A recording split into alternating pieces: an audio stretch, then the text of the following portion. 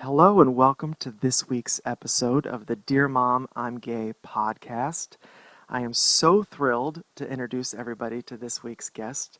They are an RN, a blogger, a speaker, and an author, among many other things.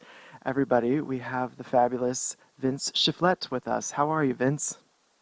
Hello, everybody. I'm doing great, doing great. I feel very privileged and honored to be a part of this. So thank you so much. Yeah, I'm excited that you're here. I was thinking this morning about how long I've followed you on Instagram, and I don't know. It's been a while. It's been multiple years, and I told you in the pre-interview thing that I think I found you through one of your music videos. On top of all the things I listed before, Vince is also a fabulous piano player and posts videos of himself playing the piano and his sister singing. And I'm 90% sure that that seems up my alley. That seems like where I would have found you. But, but since then, I have followed you and I love your content. And when I was thinking of people to invite for this, I was like, I'm going to invite you. And then the timing just happens to be perfect because you have a new book coming out. So tell us a little bit about your new book coming out. So it's my second book, and the name of this book is called Nurturing Notes, Quotes to Inspire You Towards Better Relationships. So it's a compilation of my personal quotes with my thoughts about those quotes. And the book is also a workbook. So the workbook portion of the book is just a great opportunity to guide the reader down a path to thinking about their own personal lives, their own personal thoughts about relationships. So I'm really, really excited about this book. And when I say relationships, I mean, all relationships, including the relationship that we have with ourself, which is foundational, I believe, to all of our other relationships. Yeah, that sounds amazing. I can't wait to get my hands on that. And it comes out in May, that's correct?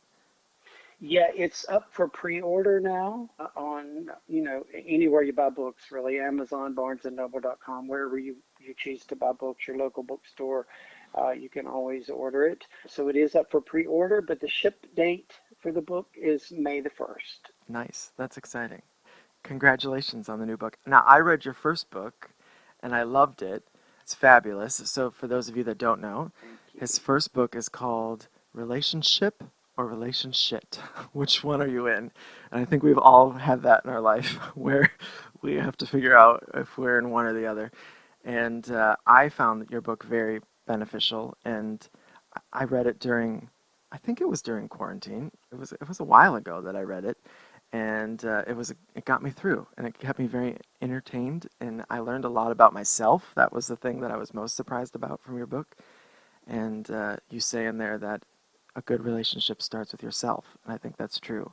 I think sometimes we focus on trying to fix the other person, and sometimes we have to fix ourselves Absolutely. too. So, yes, That's where it starts. yes, Absolutely.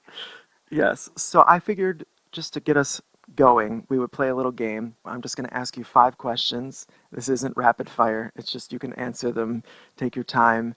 This is just for everybody to maybe get to know some fun things about you before we dive into some deeper things. We're going to start simple. What's the Sure. favorite place you've ever visited? I would probably say Iceland. Ooh, nice. That is on my list. What was it about Iceland that you loved? I think it was just such a serene, peaceful vibe there. Mm-hmm. Low population, very small, uh, amazingly beautiful landscape. I just found it a great place for me to be able to meditate Nice. uh, and look at all the beauty. Yeah, that's beautiful. That's wonderful. I've had a couple friends that have gone there and they've shared pictures with me, and it's just stunning. So Hmm. that is on my list to get there one day. All right, this one is actually my favorite question on my little list that I pick from because I think it's interesting. What was your favorite childhood toy? My favorite childhood toy. I want to say my mom's pumps, but I won't say that. Uh, You can. I have a photograph of me and my mom's pumps that is now a poster in you New York know, City. So, yes, as little boys, we kind of just sort of play around. I think my favorite toy was I got a little portable, like maybe even 40 keys Casio, uh, little Casio inexpensive piano, and that was kind of my favorite toy that I played around with the most, I think. I love that. How old were you when you started playing the piano? About five. Nice. Did you take lessons or are you self-taught? I don't have any formal training at all. I love that. Uh, And you play beautifully. That's incredible. well, thank you. Yeah. Yeah, I think I need to thank my mother for that partially because she was a great um, piano player and who never had any formal training, and just being around her and hearing her play all those years, and her showing me a few things, and so yeah, I just immediately took an interest to it and I love it. That's amazing. Do you read music or do you just play by ear? I I can't read music. That's amazing. I love that. The best piano player I ever worked with in New York City couldn't read music, and he was amazing. I could literally just send him any song and he could just figure it out. I was always Yeah, fascinated with his brain. that's kind of what I do with my sister. She'll say, "Hey, have you ever heard this song?" And I'll say, "No, but if you send it to me, I can, by the time you come to see me, I'll be able to play it." That's So awesome. usually I just listen to it 3 or 4 times, and I'm able to kind of sit down and play it out. That's incredible. I'm jealous of that gift. I need some sort of guide to get me there. Yeah, but that's amazing. All right, this one is another one of my favorites on here. If your life was a musical, what would it be called? If And my you can't life say, was a "Dear Mom, music, I'm gay." That one's taken. no, I won't say that. um, the roller coaster of life. I love that. That's good. That took me instantly to like Mariah Carey's fantasy video from the 90s. Do you remember that, where she's on a roller coaster singing? I do remember Yes. that actually. I wasn't thinking of that when I said that. I was seriously thinking about my personal life and how it has actually seemed, like a roller coaster, Yeah. which I think we all, all of our lives are kind of up and down, the ebb and flow, right? Yeah. So, um, yeah. No, the roller coaster of life. I'd buy tickets for that. So, good title.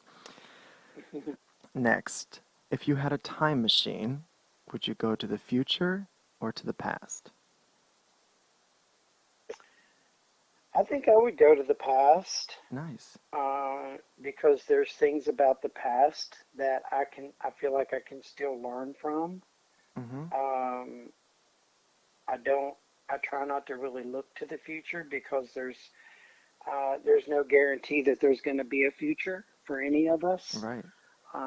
So I really do, as cliche as it might sound, try to live in the present, but I also think in order to live in the present, that requires sometimes that we go to the past Mm-hmm. because there are things in the past, there are lessons in the past that many of us, including me, are still learning. And until we learn those lessons, we can't really fully be present in the now. Yeah, good advice. Would you go to your past or would you go beyond that? Like back to like, I don't know, before you were thought of. I think I would just go to my past Okay. from the day I was born. I love that. And kind of, Even though I do believe that there are that life begins before we're born, right? mm-hmm. Um, so that's kind of a whole other story. But there's plenty of things Yes. in just my past that I still can reflect on, meditate on, and learn from and grow from. Good. I love that. All right, last little question for this game. What was the last show you binge watched? Or do you binge watch things? I don't watch TV. Good. That's the best answer yet. So what It's did, it's it's extremely rare that I watch TV. I lived alone for 9 years, and I probably maybe turned on my TV two or three times.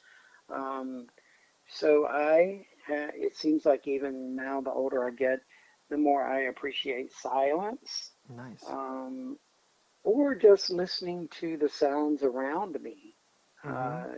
Whether that be cars going down the road or whether that be birds outside or whatever. I think we miss a lot of those beautiful sounds because we're always listening to something else. And TV for me is kind of a distraction from my ability to go inward. Mm-hmm. So it's a rarity for me that I turn the television on. I love that. I think more of us need to be like that. I'm not a Hmm. huge TV person. I feel like in the last, I don't know, 10 years, I've watched less and less TV. Generally on the weekend, my partner and I will watch like a movie or something together, but Hmm. during the Hmm. week, I very rarely turn it on, mostly just because I'm busy and I don't have time to sit and watch something. But I like TV to be like a group activity. I enjoy it when I'm doing it with somebody else. Oh, nice. Yeah, Yeah. Hmm. yes. All right. So we're gonna dive into some of the deeper things, if you're okay with that. Hmm. I don't know your coming out story or your growing up at all, so this will be new information for me as well. So I'm excited to just get to know you a little bit better. So let's just start. Yeah. Yeah, let's just start with your upbringing. Tell us a little bit about where you grew up, what your parents did for a living, your hobbies as a kid, those kind of things. I grew up in a very rural town in Virginia, Elkton, Virginia. Hmm. Uh, Population maybe 1,000. Wow, that's really small. uh, Yeah. I say I'm going to write a book called One Traffic Light and a Tasty Freeze because that's pretty basically all we had in the town. I love that. Um, so, um, Poverty, Oh wow. no indoor plumbing. Um, I really did grow up in extreme poverty, and there certainly were things to be grateful for, like my mother. But having said that, the rural town, not only was being gay taboo, sex was taboo. Yeah. Even though everybody was having it, you couldn't talk about it. Even in the church, everybody was having it with each other and Right. with each other's spouses, but you couldn't talk about it. So it was like the big pink elephant in the middle of the room that no one could talk about. So I grew up kind of really feeling sort of isolated, Hmm. um, and feeling like that I constantly had to hide my true authentic self, which really did not feel very good at all. Yeah, I would imagine. That's tough to grow up in those like situation being that in poverty. I mean, my family didn't have money, but we weren't quite at poverty level.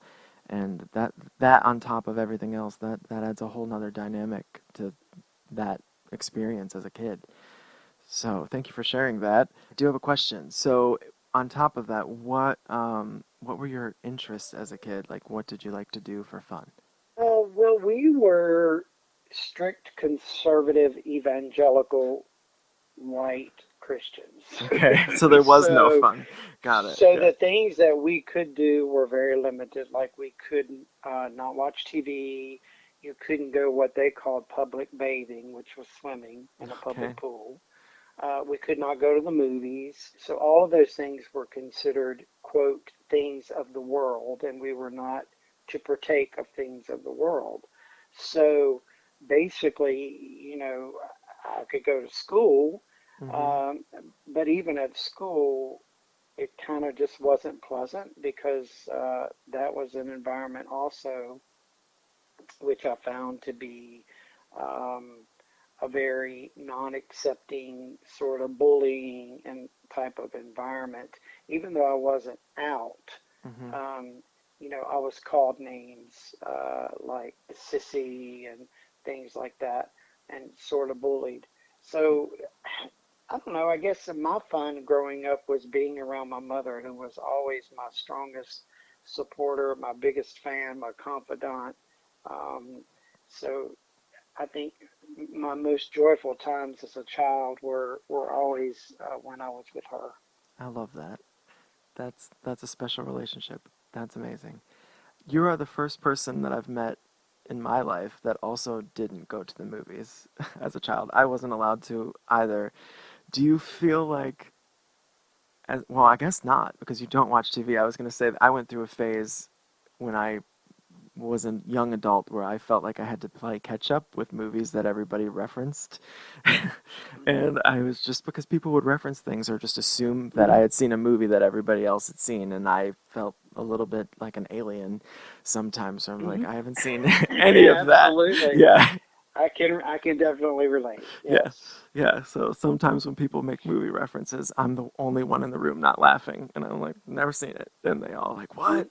Hmm. And so, all right, when did you first realize that I should ask this first? Do you identify as gay? Is that correct? I do. Okay, My pronouns are he, him, and his, but I do identify as gay. Mhm. perfect. I should have asked that sooner, sorry. When did you first realize that you were gay? I think probably the Okay. first grade of elementary school. Maybe even before that, but I just didn't know what it was called. Mm-hmm. Uh, but definitely by the first grade, I knew that I was attracted to boys. That's very interesting. Who was the first person that you told? The first person I told was my best friend. We actually met in the first grade That's cute. uh, of elementary school, and we're still best friends today, I love that. both at 60 years old. That's adorable. uh, yeah, and we're both gay. That's cool. Um, and he's the first person that I told, but we didn't even come out to each other until graduation night, till we graduated from high school. Wow. How did that conversation go?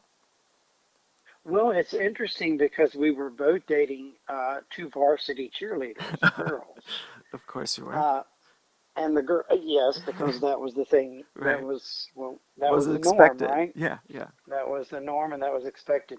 Um, so after graduation, of course, we went back to one of the girls' houses, and we, stayed with the girls until about 2 or 3 in the morning. And then on the drive home, I said, "There's something I have to tell you." Hmm. And he said, "Well, there's something I have to tell you also." So it just kind of, rolled out from there. I And love that. yeah, That's yeah, amazing that you found each other so young and that you I were know. each other's support system. That's awesome. I love that you had that person. Yes, Yeah. absolutely. Okay, when did you come out to your, I'm going to say mom because you've talked a lot about that relationship. So when did you come out to your mom Yes. and how did she respond to that? I think I was 22 Okay. uh, when I came out to her, and she responded the way that I knew she would respond, which Mm-hmm. was, "It doesn't matter." Uh-huh. Um, she said, I love you. That doesn't Yeah. change who you are. And that was just the most beautiful response because I unfortunately did not have that response from some other members of my family. Um, but my mom was always very supportive from the get-go. That's amazing. I love that. Is she still living? Do you guys still have a relationship? I lost her in a car accident Oh, 6 years ago. I'm sorry to hear Yeah. that. That's awful. Yeah, she was such a beautiful soul, and she was still in amazing health, going to the gym every day, and just driving her, just doing everything. Uh, but yeah, unfortunately, she lost her life in a car accident. I'm sorry. That's really difficult to go through. Yeah, yeah, Yeah. that was probably one of the toughest times in my whole life for sure. Yes. This next question you kind of answered, but I want to dive into it a little bit more. When did you come out to the rest of your family, and what was their kind of response as a whole, or if you want to talk about an individual couple people, that's fine too. What was their response to your coming out? Well, I came out to everybody else shortly after that, Hmm. and the my mother's husband, who I found out was actually not my father, Wow. which explained a lot about the way he treated me while we were growing up. Um,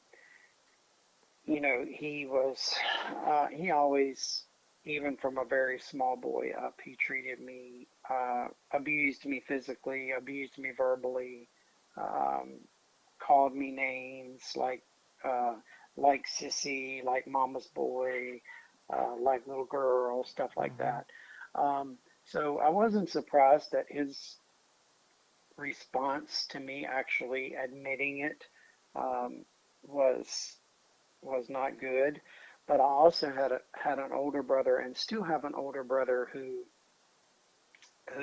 is completely non-accepting and has made some pretty harsh comments.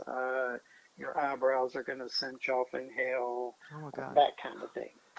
But he also still lives in the very rural town that we grew up in. So I always say, small towns, small minds. Yes. But I have another brother and another sister, and I have 14 nieces and nephews, and all of them, the two siblings, my nieces, my nephews, they're all it could not be any more loving and any more supportive. So um, I focus on them and the gratitude that I have for their love and support, and I don't worry about the other two. No. Well, I'm glad you do have a support system because that's important. Absolutely. Yeah, we need that. You kind of answered my next question. So it sounds like most of your family is comfortable with it now. They've come around. Yes. Yes, good. Yes. That's important as just existing with each other. And you live not in a small city. I mean, not in a small town anymore, right? You live in a big I, city, I live correct? in I live in Atlanta. Nice. And how is being gay in Atlanta? Um, I think it's a pretty good place for the LGBTQ community to live. There are lots of resources. There's Hmm. lots of activities.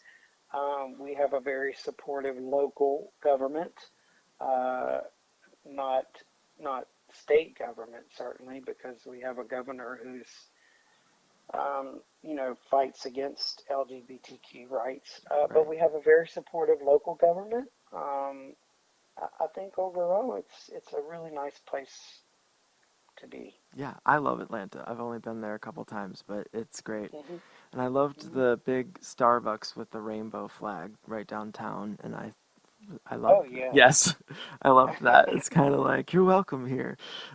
That's amazing. Absolutely. I think you see a lot of that in Midtown in Hmm. particular, and in downtown, but it's seems like it's starting to spread a little bit more to the suburbs where you're starting to see and feel, not just see, but feel a little bit more of that inclusivity.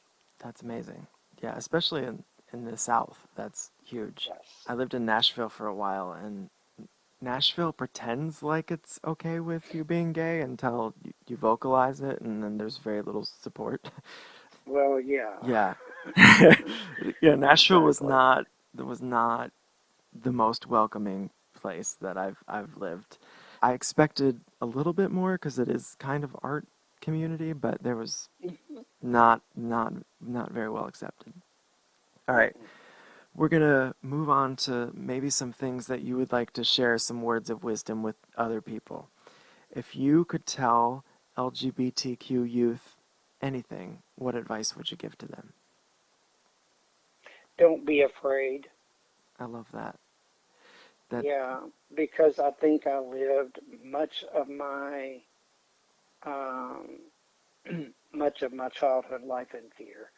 Fear that someone was going to find out, fear of what the consequences of that would be, um, just fear in general. So um, as hard as it is, be yourself, be your authentic self.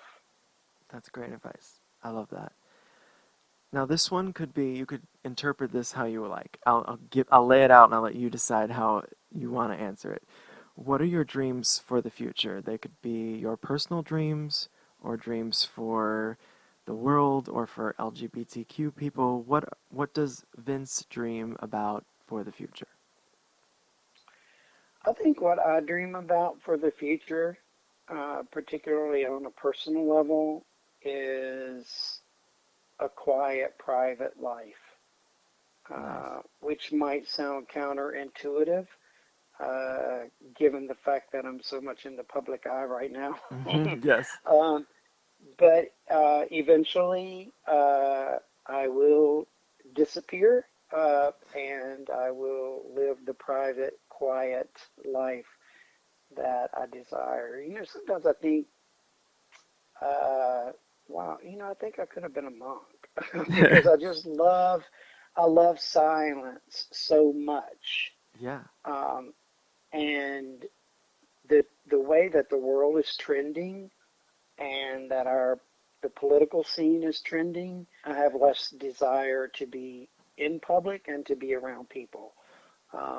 So I don't know if that makes sense or not, but so for my personal life, I think just to move more into a private, quiet type of life is sort of what I see. And as far as on a world scale level, of course, I think we all dream of and would love to see a day, or you know what? I would love to see a world that works for everyone. Mm-hmm. I think that kind of sums it up for me. Yeah. A world that works for everyone. Why are we worried about a boy who puts on a dress when we've had 39 mass murders in this country just in 2023? Yes. So let's focus more on equality and seeing that people are happy and have equal rights and have equality to resources and things they need to have the world work for them in a better way. I love that. That's really good advice. And I can relate to your previous statement about being in the public and still wanting to like hide at some point in your life. And I Yes. feel that in my life right now. Like right now in the next year my life is going to be very in front of the whole world. But after that, Hmm. I do think I would love to find just a place to be quiet and have peace and live with my partner and just have that time. Yes. Yeah, just because the world is very unsettling right now, and even with one of our fundraisers that we've been doing for the musical is Drag Queen Bingo, and advertising that, I can tell you, is not always the most fun thing to do in the climate of the country right now. And there are Right. times where I don't want to subject myself to constant criticism and Got it. constant feedback. Got So it. there are times where Got it. you need a break from Yeah. that. So I totally Yeah. understand that. All right. So where can people find you? Where can they follow you, check out your content? Well, I'm certainly on Facebook, Hmm. Vince Shifflett. I am more so on Instagram. My Instagram handle is at the Vince Shifflett, all one word. I also have a website, www.vinceshifflett.com. You can subscribe there to receive my monthly blog straight to your inbox. And then, of course, my books. My books are on Amazon.com. They're on BarnesandNoble.com. And your local bookstore, if you go in and tell them my name, they can also pull the books up and order them for you. That's fabulous. Well, thank you so much for sharing your story and being so open. And I highly recommend everybody follow you. I will also put a link in the places that I can put a link. Not everywhere the podcast gets posted, I can put a link. But if you're on YouTube or Spotify or any of those, I'll put a link so you can follow all his things. Highly recommend you read his books. He's a very smart guy. I'm sure you can tell that from just listening to him talk. He's full of wisdom, and I think everybody should just follow you and check out all your amazing things you're putting out into the world because it's needed. I think we need more peace in our life, and you do a great job promoting, telling us to just take a moment to breathe, and I think the message that everybody needs to hear right now. So thank you for sharing that message with us. Well, thank you. I appreciate that. Yes. All right, we're going to sign off here. As always, if you would like to share your story on the podcast, you can reach out to me at deargaypodcast@gmail.com, and we can take the steps towards you being here. Also follow us at I'm Gay Musical on Instagram and Dear Mom I'm Gay on TikTok and Facebook. And also, if you're in the New York City area, on April 8th, we will be doing a special concert with Laura Bell Bundy. You don't want to miss it. She was the original Elle Woods on Broadway, so I'm excited that she's going to be joining us. So don't miss that. You can get tickets for that on Eventbrite, and we will see you all next week. Bye, everybody.